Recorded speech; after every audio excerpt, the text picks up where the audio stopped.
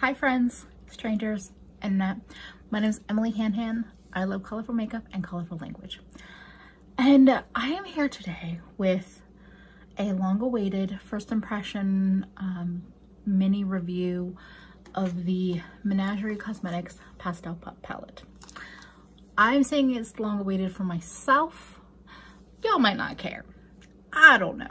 I was super excited about this palette, and I received it in the mail recently, but I kind of was just like had hit a bit of a wall with filming. What we're gonna do is I'm going to take these looks off and I'm going to build a third look together with you on camera. We'll talk about my thoughts so far on the palette, and we'll also see these looks being created on screen during that time. And yeah, we'll just talk through my experiences so far, the ordering and customer service process, all of that stuff. If you haven't seen, this is the palette. So there are 11 mattes and one of their new trefoil shades. The look that I'm gonna build on camera is with this third row of colors, and I'm gonna include the trefoil snowball. And the other looks have included all of the other shadows in the palette so far. So I'm going to take these eyeshadow looks off and we'll jump into the third look. Okay, so I actually decided to do this last look a little different than I thought I would. I did this eye. I'm probably also gonna have it on camera, but I want to do the other eye with a white base. So here, my experience with Pastel Pup has been like a mixed bag so far. I've only swatched it and used it today, but the amount of time between ordering it and receiving it, it was really challenging to not watch reviews on YouTube or Instagram. And I saw a thumbnail from Amy Loves Makeup, who I adore, and no fault to her, but her thumbnail mentioned something about a white base, needing to use a white base for these shadows. And I was just like, oh, I was trying so hard not to see spoilers, but I kind of saw a spoiler. It's not really a spoiler, but I thought I have this one. It's an LA Girl Pro Primer. I rarely, if ever, use it anymore. It might totally ruin this look, but I do want to try it and just see if I notice a big difference. So the palette so far. So as you saw, I used Belly Slide, Snack, and Cuddle on the first look with Whisker as a wing liner, and then I used Fishy, Sunbathe, and Flipper on the second look, and then now we're using Ice Worm, Aquatic, Ice Cap, and Snowball. In terms of these shadows, now I am somewhat familiar with Menagerie mattes. Like, I'm familiar, but they're not my go-to these days. I've been dipping back into them more ever since I kind of saw this palette sneak peeked. I wanted to dip back into them and just make sure, you know, I had good feelings about them, which I did. I've never been super impressed with the shimmers from Menagerie, but I was curious to try this new formula. Also, with each look, I've been using like all my favorite brushes, but I've tried to use different shapes. So I've been using mostly my reference brushes, but you know, using small blenders, using like a dense pencil, just using all different sizes so that I could just truly feel how the shadows are working. So with the first look, I felt like Belly Slide and Snack were both beautiful shadows that went on pretty nicely. I felt like I got a decent amount of pigmentation and they blended pretty well. The issue with that look was Cuddle. Cuddle is the kind of powder pink, baby pink color, and it's a really pretty color, and I don't know if I have an exact color like this in my collection, but it had a really hard time blending the two shades. It's a lighter, more powdery formula, and it just didn't want to kind of blend with the other two colors. Also, right away you can see the white base made this ice worm pop in a more kind of turquoise tone than the Smashbox primer that I use.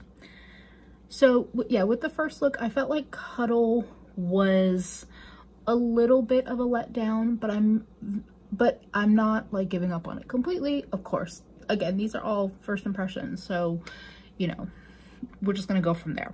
I would like to use it again, like on its own, or perhaps with a softer shade like a Sunbathe, the yellow, and just see how it works. Also, now that I've used this white base, I want to see it on the white base. I thought they blended nicely. These, I think I already said it, they don't feel like the same formula as Menagerie mattes, but they don't feel terrible at the same time. Now, the second look, I felt like I also had a similar texture. I feel like Cuddle, actually, that's funny. I think the three center shades, Cuddle, Sunbathe, and Aquatic, all have a similar texture to me. So with the second look, I felt like Sunbathe was a little bit more challenging also to get pigmentation, although it is a very pale color to begin with. It's not gonna be my favorite yellow ever, but again, kind of like with Cuddle, I felt like I didn't have these shades maybe exactly in my collection, so I'm excited to have them and play with them more. I felt like Flippers behaved surprisingly well, being a matte on the lid, and I thought Fishy was a really pretty color. As I said, I was trying to avoid reviews or thoughts on the palette, but I ended up rewatching the live stream, the Instagram live from Julia March and Faces by Gina, and they got into a whole discussion about this palette. And I know that Julia was mentioning that she had trouble with Fishy on the eyes, but used it as a blush. I need to do that. I might not do it today because this look is very cool toned, but that will happen.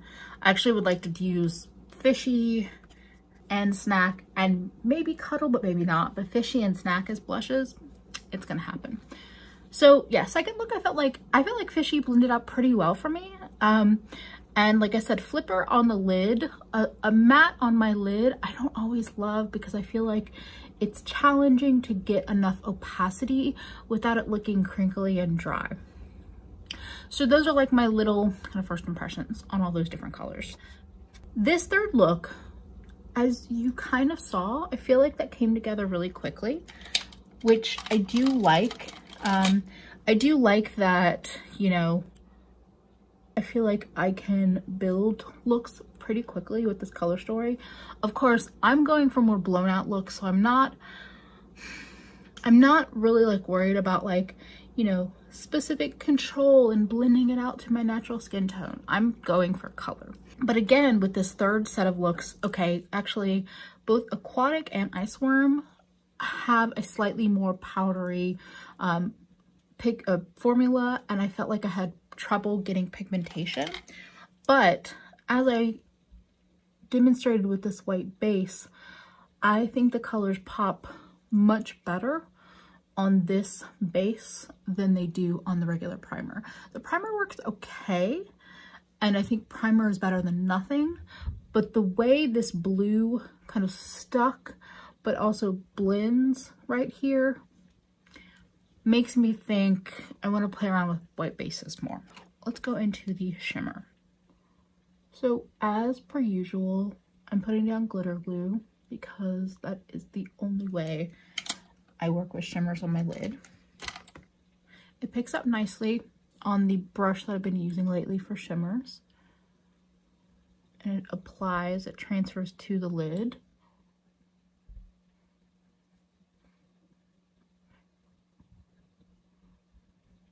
It's a pretty shadow. Do I think it's a life-changing new shimmer formula? No. Do I have something in my collection that might dupe it out? Maybe.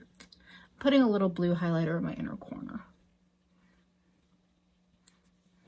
as I was kind of saying, this look came together quicker than I expected. So I think I ran through each color. Oh, also, actually, I used Whisker, the black, as a wing liner on the first look. My first impression with that is that, okay, that white is pigmented. I just kind of covered up the highlight, but I wanted to add something there. So I used the black as a wing liner. I recommend spraying your brush to do that. I did it at first with just the dry powder, but I got some transfer from on my eye. It seems like it's a good black. If you're a black lover, I feel like the Menagerie formula is probably going to do you solid. So is that my main thoughts on all the different colors? I think so. I think, okay, this is what I want to talk about. The palette as overall. I am personally a fan of the kind of rainbow pastel format. I know I've heard multiple people mention that when they saw the cover, they were expecting just more blue, green, purple. But my take on it is that with pastels, you can't really get away with that many different shades of purple, blue, and green. There are 6 of those in this palette. I feel like you wouldn't have been able to do a full 12 pan with just those colors. I really like the mix of colors. I think there's possibly a little repetition in terms of like the 2 purples. I think if you tried to put these 2 together, they would look the same. I think if you keep them separate, kind of the way Menagerie has it laid out, you'll get more of a differentiation. The same with Flipper and Iceworm. So Flipper is, more yellowy green, and Iceworm is more of that turquoise. I think if you were to put these 2 together on the eye, they would turn into one wash of green. My biggest criticism about the palette is I think that this in particular is an absolute waste. I also kind of feel that way about the white, but I think the black is an absolute waste of space. I had the experience just now of digging into it by accident and having black shadow fly all over my pretty pastel shadows and had to do some careful cleanup. And I also just think that, again, somebody like Faces by Gina or Back to the Brow have talked about how black is not, like, that's not the way you deepen a pastel. Black is just going to turn everything gray. I totally agree with that. The reason why I bought this palette is because one, I wanted to try everything, and 2, Menagerie has a magnetic palette system, so I can take this black out and pop in any other Menagerie shadow that I have in that space, and that's true for any of these shadows. So I'm pretty much instantly going to do that. I have to decide what I want to put there instead, but yeah, I don't want that black in the palette. I will probably end up taking out the white, but we're gonna see. One of the biggest reasons why I don't buy as many palettes is that if I look at the palette and I can see the things that annoy the shit out of me and I would rather change, I don't like to buy it. So that's the reason why I didn't buy the Shroud Cosmetics Creepy Cute palette. I don't want the black, I don't want the gray. The palette was not magnetized. So that's why I don't buy a lot of palettes in the scheme of like looking at a palette, lusting after it, and then moving on. I usually move on because there's some flaw to it that just annoys me. Because I could swap them out, I felt a little bit more comfortable trying this out. My biggest like aesthetic flaw about this palette. Okay, so this new trefoil formula. They released either 2 or 3 other shadows with this formula. I wish they had just put 3 trefoils on this bottom row. In my opinion, that would have made this palette unstoppable. Because while I don't think the trefoil formula seems that unique or one of a kind in the world of indie, to buy an indie palette that has that kind of formula and mattes would be really, really nice. And I think it was a huge missed opportunity. And it probably would have made the palette more expensive, but I would have rather spent that money to buy a more expensive palette than to buy this and buy the other singles. And by the time I got on to buy it, all the other trefoils were gone. But yeah, I think that would have made this palette just so much more interesting, so much more special. It just seems like a really wrong move. Honestly, even if they had switched this black to some other deeper color, again, I think it was Faces by Gina that was talking about how, you know, a navy would blend out with pastels really nicely. I feel like a navy, a purple, or something like that there would be a nicer choice and a more interesting choice than black. And the white, I don't know if I'll use it. Again, we'll see. I'm going to give it some time. So that's kind of my thoughts on the palette. I'm going to do just a little bit of face makeup on camera just to kind of finish this out, and I'll use that time to talk about right now my biggest issue with the order process.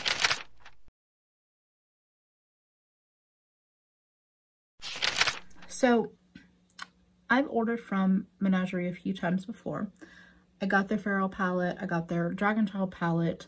The Feral palette I got on pre-order, and I do remember that taking quite a while to get to me, but I bought it on pre-order. So in some ways it's kind of acceptable because you know when you're ordering it, that you're ordering it on pre-order. Okay, that's fine. I kind of stepped away from Menagerie a little bit because I was just, my whole brand owner thing and being critical of that, I was kind of feeling that about them for a little while. I don't know if they're doing it as much now, but they had a little while there where there was a lot of, honestly, a lot of just complaining on social media. And just a quickly side note on that, the reason why that bothered me so much enough to turn me away from the brand is that most of the people that are following you on social media, or a lot of people that are following you on social media, are your customers. They're the ones giving you their money. And I don't think they're the ones that should hear about why you're upset that you're not, why you don't have so many customers. Use your own personal social media for that. Complaining on your own brand, social media, just rubbed me the wrong way. So anyway, so I took a little break from Menagerie. I've watched their releases. They all look really pretty. If I had an unlimited budget, I would have bought Whale Song and Violet Ink right when they launched. I don't. So anyway, so with this palette. So I ordered it the first day it opened up for, you know, for sale. That was March 21st. When I placed the order, I got an order confirmation, and I think that was all. And I don't think the order confirmation said anything in particular in there. It was just an order confirmation. That was a Saturday. And I think later on Sunday, I think I checked their website just to see about their processing time. And it said 3 to 7 business days. That's cool. You know, is what it is. It was not the week after I ordered it, but 2 weeks. On a Thursday, I got the shipping notification. And between buying it and the shipping notification, there had been no follow-up emails or anything.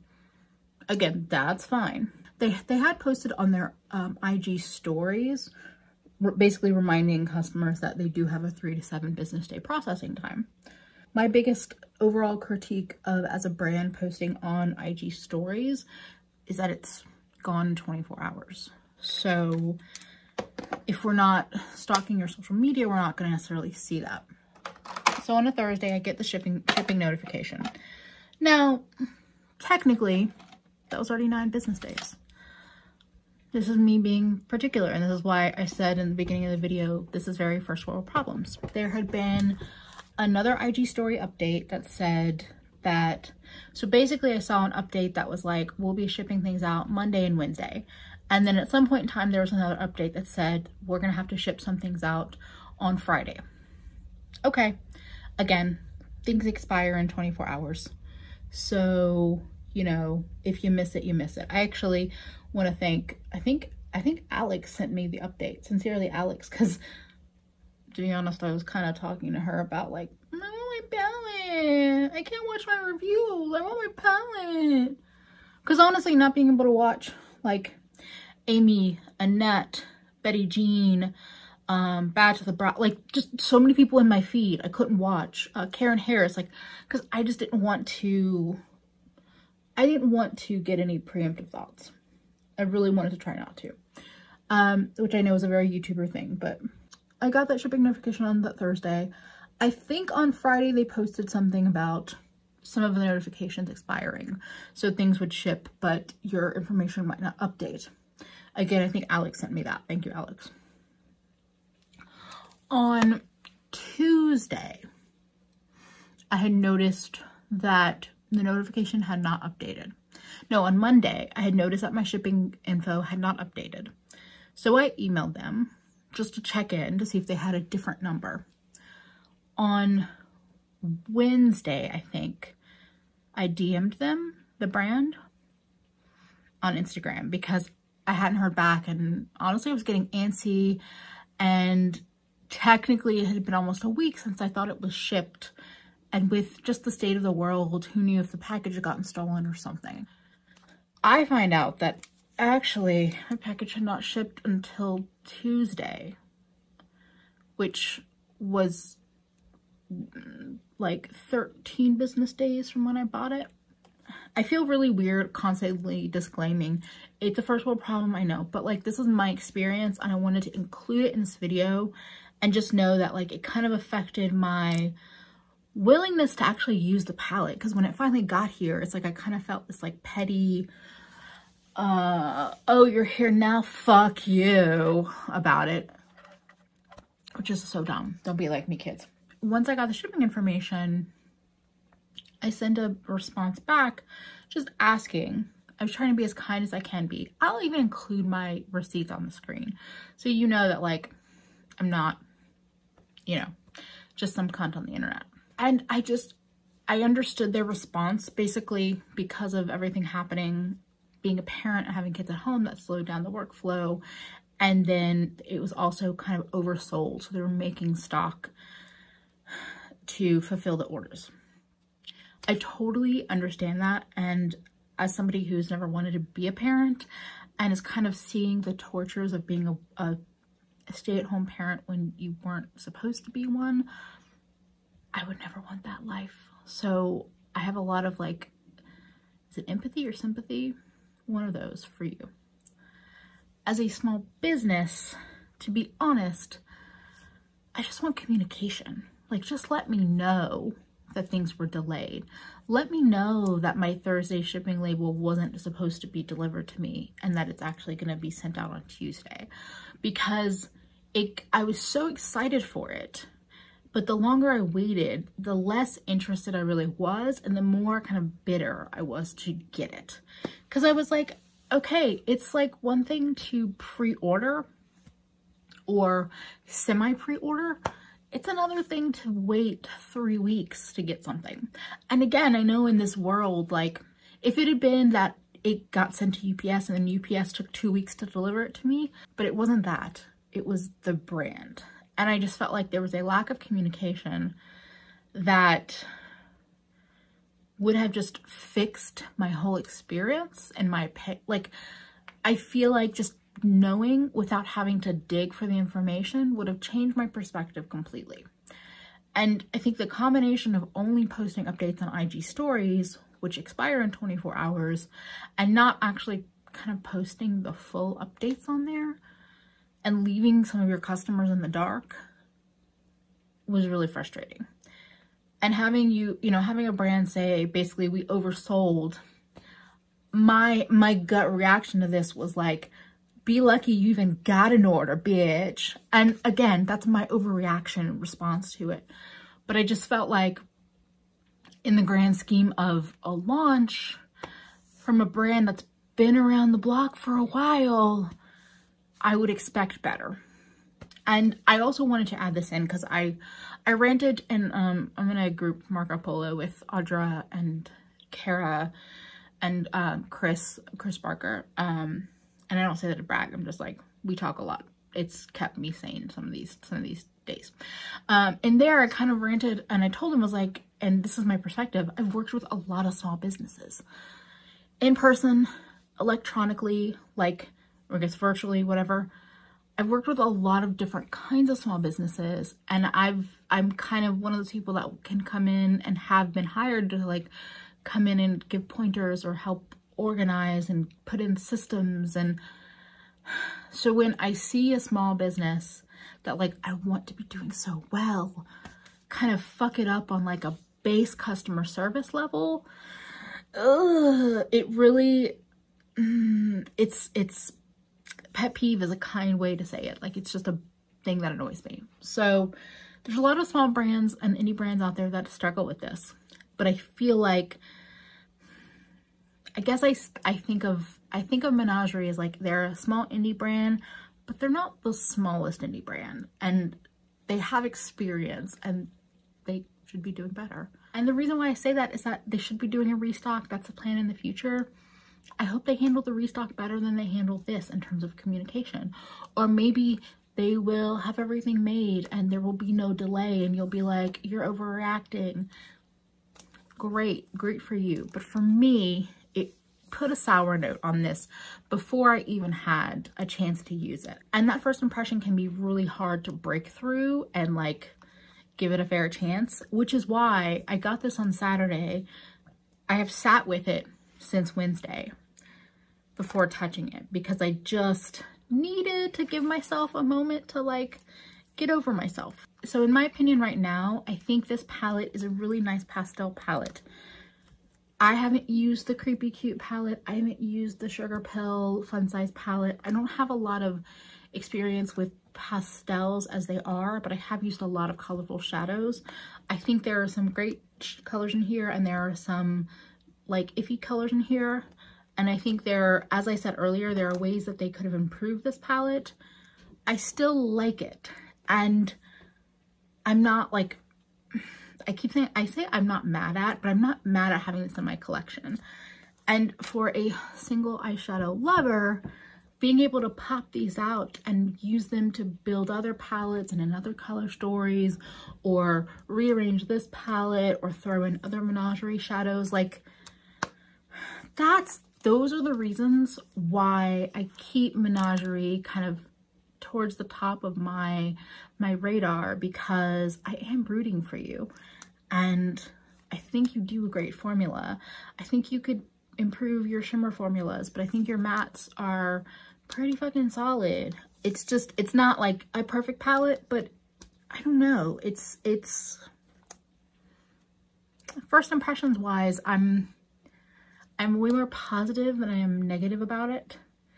And that's enough for me right now. That's enough for me. It got me excited to play with it.